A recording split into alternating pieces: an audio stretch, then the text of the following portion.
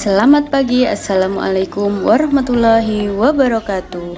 Halo semuanya, bagaimana kabarnya hari ini? Semoga kita selalu diberikan kesehatan dan kesuksesan.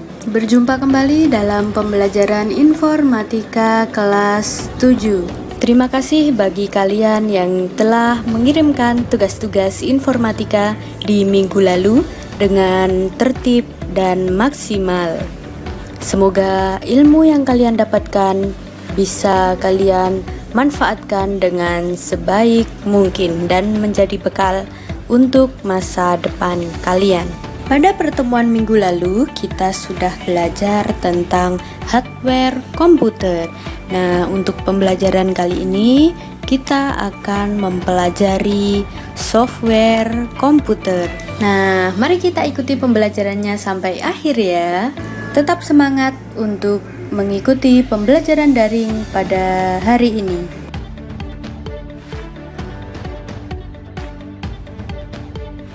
Nah, di dalam dunia komputer, kita mengenal adanya hardware dan software komputer.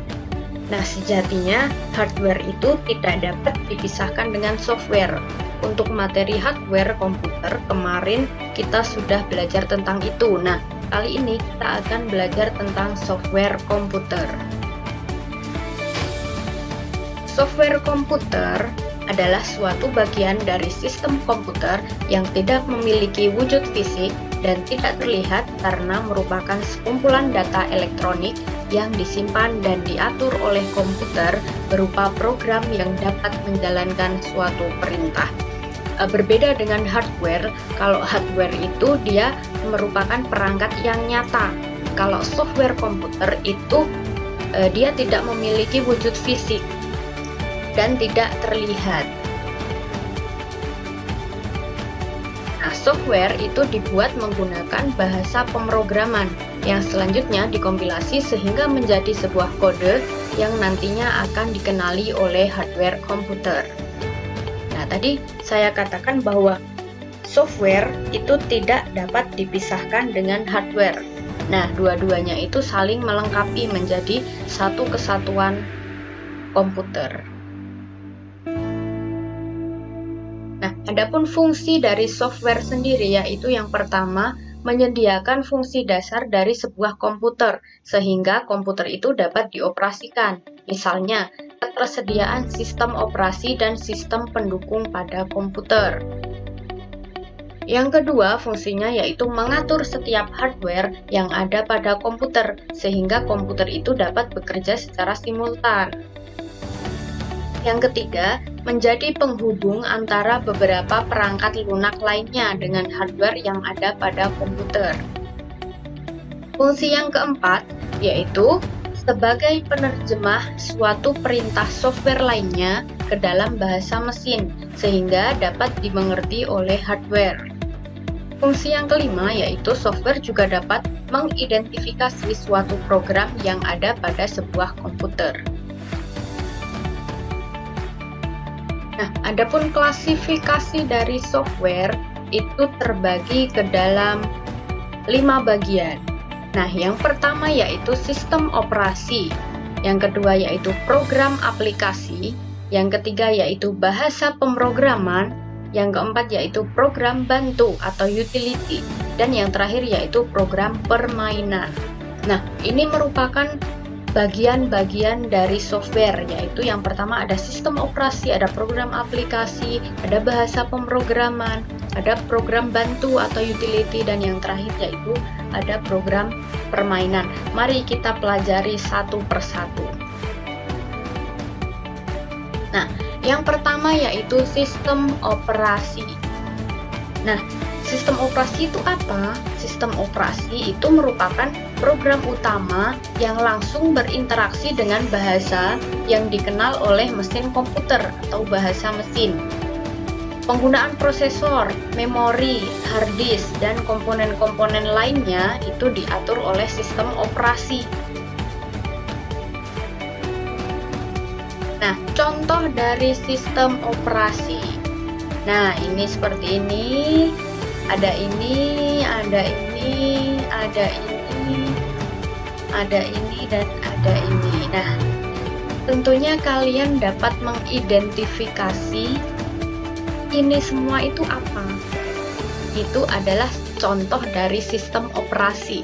Yang pertama yaitu ada macOS. Ini sering dipakai oleh Apple. Kemudian yang kedua ada Linux. Linux biasanya digunakan di sebelum Windows. Nah, kemudian ada Windows, ada Ubuntu, ada iOS, dan ada Android. Nah, khusus untuk iOS dan Android, ini adalah sistem operasi yang dijalankan untuk smartphone atau HP kalian. Nah, yang kedua pembagian software yaitu ada program aplikasi.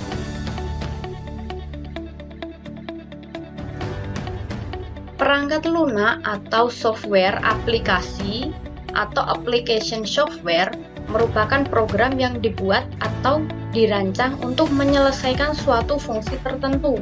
Misalnya, software yang dapat kita gunakan untuk presentasi, software yang dapat kita gunakan untuk mengotak-atik angka, untuk program akuntansi.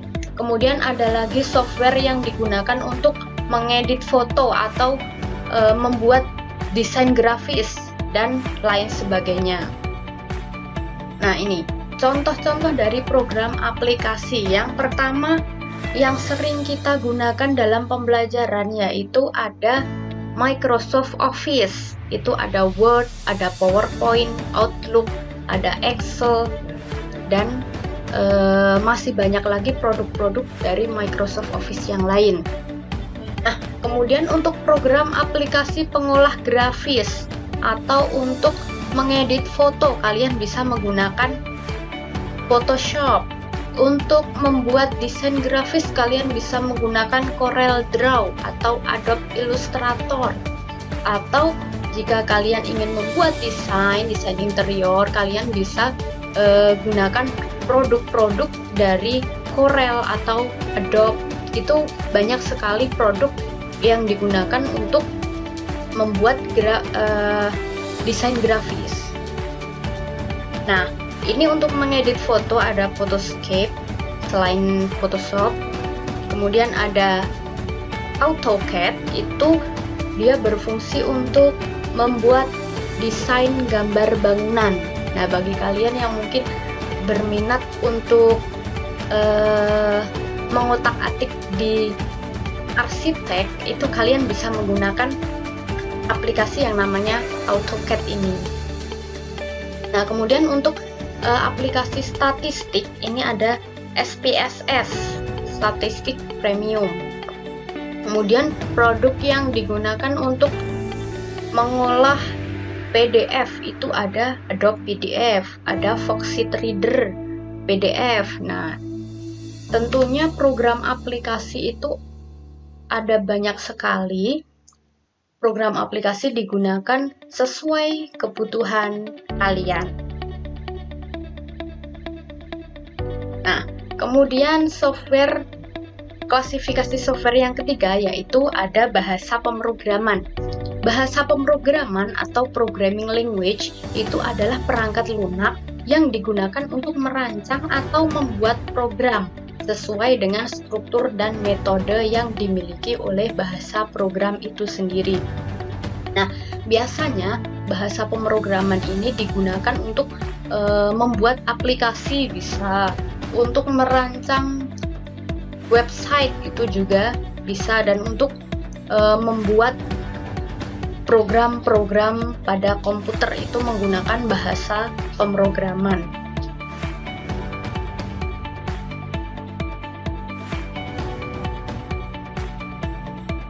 Contohnya yaitu C++, ada HTML, ada CSS, ada PHP, MySQL, ada JavaScript, ada Visual Basic, ada Python, ada Ruby. Nah, ini digunakan untuk membuat aplikasi atau membuat program menggunakan bahasa pemrograman.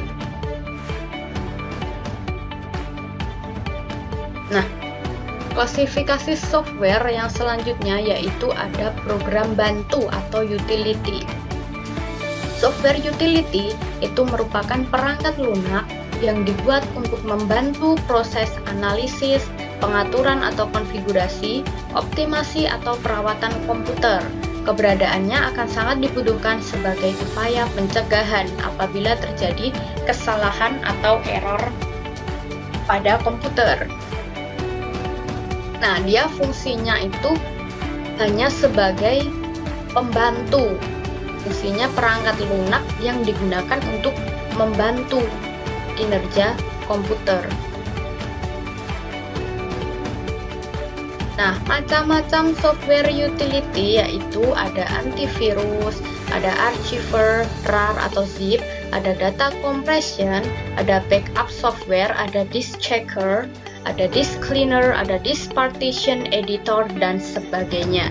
Nah, berikut ini contoh-contoh dari antivirus. Ada McAfee, ada Norton, ada Kaspersky, ada Avira, ada Avast. Nah, itu antivirus yang biasanya atau yang populer digunakan untuk mengantisipasi apabila komputer terkena virus. Supaya komputer tidak terkena virus, yaitu menggunakan antivirus. Kemudian ada archiver, ini untuk membaca folder RAR atau zip. Nah, ini ada WinRAR contohnya. Nah, kemudian untuk ada disk cleaner, itu ada CC cleaner, itu fungsinya untuk membersihkan junk file atau data-data yang dia itu menjadi sampah atau data-data yang tidak berguna yang ada di dalam komputer. Nah, itu kita bisa membersihkannya dengan aplikasi yang namanya CC Cleaner. Nah, kemudian ada disk partition editor. Nah, itu fungsinya sebagai membuat partisi. Jadi di hard disk itu biasanya kita akan membuat partisi. Kalau kalian cek hard disk kalian itu ada data D, ada data C, ada local disk C, ada data E. Nah, seperti itu. Itu merupakan partisi-partisi dari hard disk. Ada yang 3 partisi, C, D, E. Ada yang hanya C dan D saja. Nah, itu merupakan partisi-partisi dari hard disk. Nah, kemudian ada backup software yang gak kalah penting ini. Backup software itu fungsinya untuk menyimpan data-data atau file kalian secara online. Dan ketika kalian sudah menyimpan data secara online, kalian dapat mengakses menggunakan komputer manapun. Kalian mengganti komputer kalian itu tidak bermasalah, asalkan data-data kalian sudah di backup ke dalam software ini. Contohnya ada iCloud, ada Dropbox, ada Google Drive, ada OneDrive, dan ada banyak lagi software-software yang fungsinya untuk membackup data.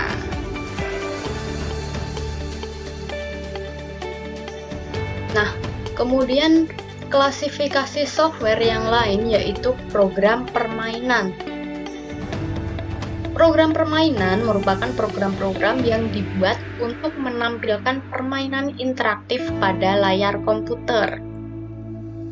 Nah, ini merupakan perusahaan-perusahaan yang menyediakan atau yang membuat program-program permainan.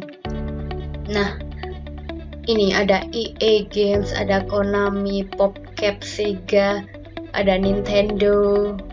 Nah, itu kalian pasti tahu ya, pasti lebih berpengalaman di dalam memahami apa itu program permainan.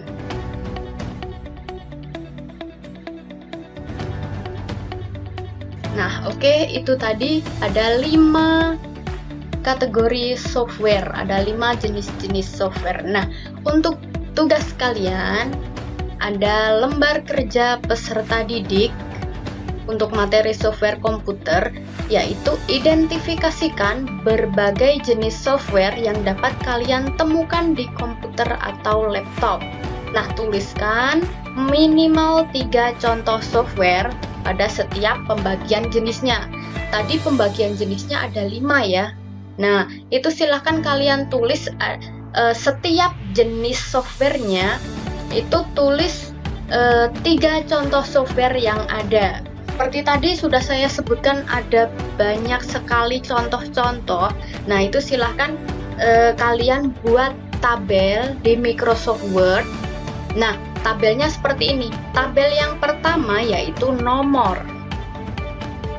Tabel yang kedua ada jenis software komputer. Jenisnya apa, termasuk jenis apa, kemudian diberi gambar. Kemudian baru dituliskan nama softwarenya itu apa. Kemudian kalian tulis kegunaannya. Misal, jenis software komputer yang pertama yaitu program aplikasi. Nah, saya beri gambar Photoshop, misal seperti itu. Nah, nama softwarenya saya ketik Photoshop. Kemudian kegunaannya apa? Kegunaannya untuk mengedit foto. Nah, seperti itu. Silahkan tulis minimal 3 contoh software pada setiap pembagian jenisnya. Diketik dalam file Microsoft Word, kemudian kalian kirimkan ke Google Classroom. Nah, demikian pembelajaran informatika pada hari ini. Selamat berkarya, selamat belajar, dan selalu jaga kesehatan. Tetap semangat. Wassalamualaikum warahmatullahi wabarakatuh.